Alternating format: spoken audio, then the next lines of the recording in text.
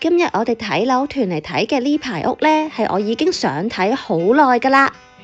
咁係因為呢一排 townhouse 嘅外形都幾奇特下，成間屋呢都係偏長嘅，而上面呢零零舍舍就有一間房喺2樓。等咗好耐，今日呢終於就等到其中一間屋開放啦。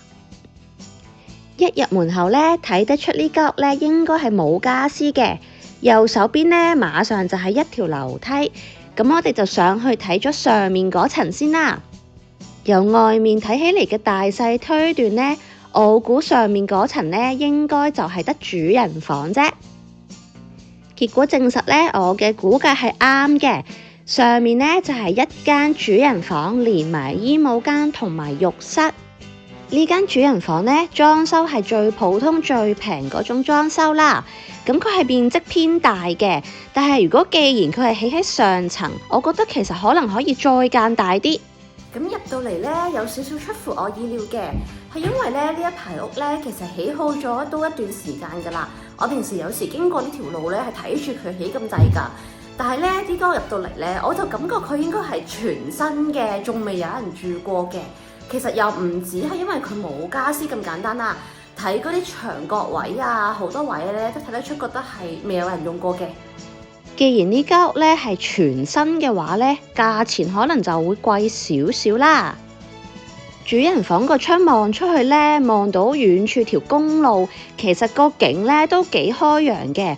可惜就係咧前面嗰排咧即將會再起屋啦。咁到第時咧，對面嗰排屋起好埋咧，呢一間房望出去咧，就真係淨係睇樓景啦。落返樓下繼續睇啦。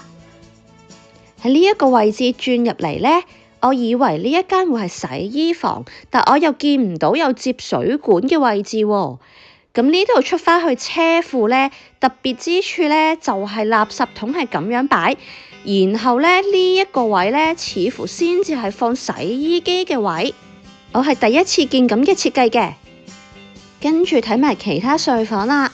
冇家私咧，可以睇嘅嘢就冇咁多，但係咧呢間房咧係好大間喎。睇屋專家 Luna 咧話俾我知咧，資料上面話呢間屋咧一共有3間房嘅，咁即係仲有一間未睇啦。剩低呢間房咧就略細少少，但係其實都唔算細嘅，放雙人床唔係問題。咁呢一間屋咧，睇到而家我就覺得咧，佢有一個優點就係佢啲房全部都好大間，可能因為咧佢將個主人房升咗上去2樓咧，變咗下邊嗰層咧，其實淨係得2間睡房啫。咁其實佢一間睡房睇落去咧，係大過好多人嘅主人房嘅。咁呢點我覺得係幾好嘅。換句話講呢，如果好似佢哋咁樣呢，將主人房放上2樓嘅話呢，其實整體嘅空間呢就襟用好多啦。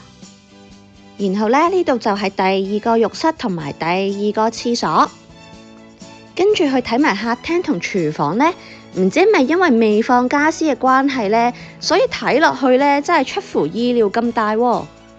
咁塊地嘅面積呢就係得咁多，而間房都大嘅話呢，即係佢花園應該會相對細啦。果然呢，睇落去呢最適合就係用嚟晾衫啫。咁花園咧就好明顯睇得出係略細噶啦，應該咧又係犧牲咗花園嘅面積咧，等室內大啲。不過咧呢個就只係個人選擇啦，我覺得冇話好定唔好嘅。呢笪地咧大概係1800尺，3房2廁2車位，叫價係729000。